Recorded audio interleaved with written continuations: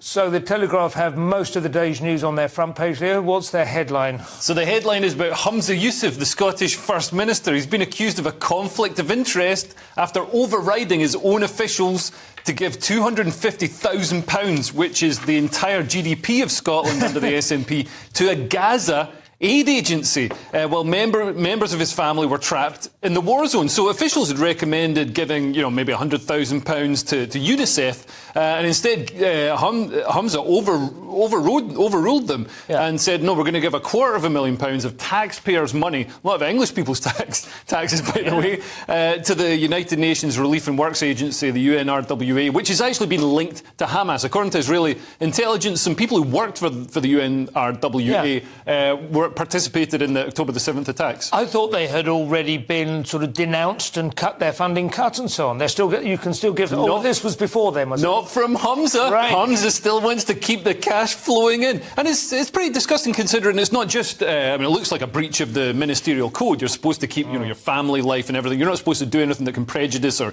improve your family life. But also, the life expectancy is actually lower in Glasgow than it is in Gaza for men. So in Gaza they should be having a whip round to try and improve life expectancy in Glasgow. They should drop a couple of bottles of Buckfast off in Gaza. That would equal the fight out, probably, wouldn't it? What do you reckon? Well, look, I'm not saying he did it. He denies the donation was in any way connected to the release of his family. I am saying if he did, it'd be the most sympathetic thing about him, that he actually wanted to help his family. It's the only thing I can actually empathise with slightly with Yousaf. I get what you're saying. The SNP never have scandals. I want to just state that. He is cropping up again, I think, later in the story, so let's leave a little bit of icing on that cake. Do you want to mention Meghan? I do find this interesting. She is saying that most of the meanness online is between women. Yeah, so Meghan's... Which is the kind of first thing she said for a while that makes some sense, and I think is a value... the first time I've ever agreed with her. Yeah. Well, yeah, she's spoken at some conference for posh women who don't have to do anything,